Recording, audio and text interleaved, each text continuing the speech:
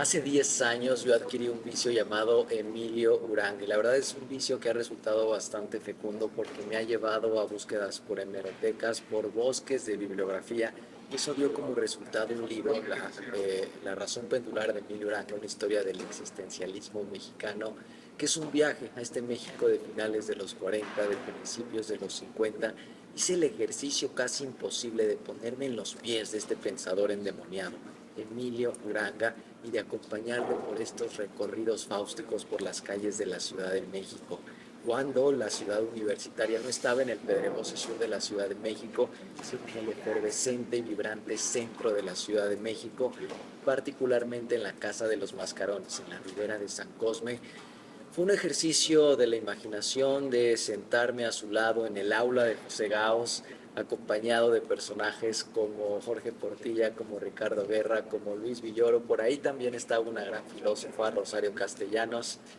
Y, y fue también asistir a estas discusiones de la posguerra en México, donde se discutía no solamente el futuro del país, sino el futuro de la humanidad.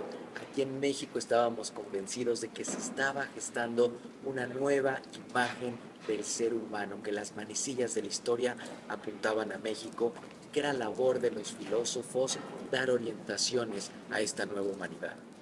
Cuando hablamos de Emilio Uranga estamos hablando del máximo representante del existencialismo mexicano, y aquí hay que ser muy cuidadosos porque cuando escuchamos la palabra existencialismo seguramente vienen a nuestra imaginación nombres como Jean-Paul Sartre, como Simone de Beauvoir, como Merleau-Ponty, pero Emilio Uranga y sus compañeros de generación no tenían el propósito de abrir una sucursal azteca del existencialismo francés. Para nada, para ellos la palabra existencialismo era sinónimo de antidogmatismo. Ellos se oponían a esta fiebre nacionalista que estaba entonces en el ambiente, que pretendía hacer del mexicano una caricatura. Ellos estaban en contra de la institucionalización de la Revolución Mexicana. Responsabilidad, dice Emilio Uranga, esa es la palabra más querida de nuestra generación. Hay que tomar las riendas de nuestra existencia. Nada está escrito sobre piedra, nada está escrito de antemano. Ser humano significa tomar la decisión constante, diaria, de nuestra existencia. Esta también es un aviso, es un llamado, es una toma de conciencia para no delegar la responsabilidad de nuestra existencia en ningún discurso oficialista. Ellos también estaban en contra del correlato político del dogmatismo, que es el totalitarismo. Emilio Uranga es una encrucijada, es un cruce excepcional entre distintas tradiciones. Por un lado está este existencialismo, este historicismo de su profesor José Gauss, de Ortega y Gasset, de Heidegger, pero él también recupera toda esta beta que es la filosofía de lo mexicano, que se remonta a Samuel Ramos. Este pensador que se atrevió a decir que el mexicano padece un complejo de inferioridad y que por culpa de este complejo nosotros nos la pasamos o imitando a los extranjeros o haciendo una exaltación de nuestras propias particularidades.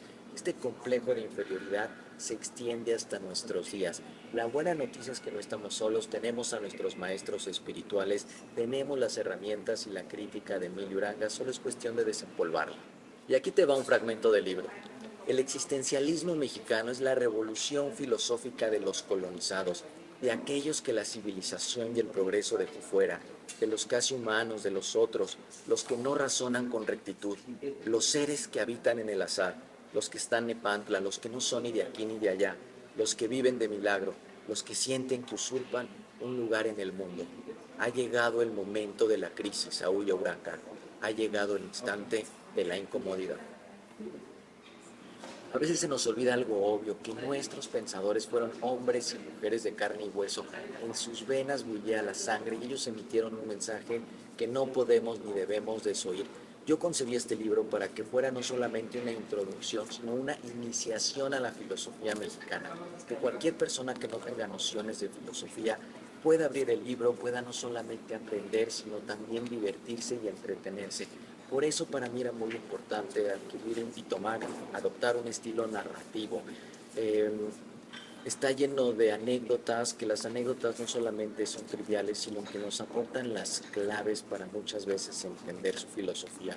pretendo llevar de la mano al lector a estas honduras metafísicas, al mismo tiempo que recreo todo este ambiente intelectual de los cafés, de los bares, de los billares del centro de la Ciudad de México, y también revivo esta época de oro de la filosofía mexicana, que fue también la época de oro del cine y de la economía mexicana.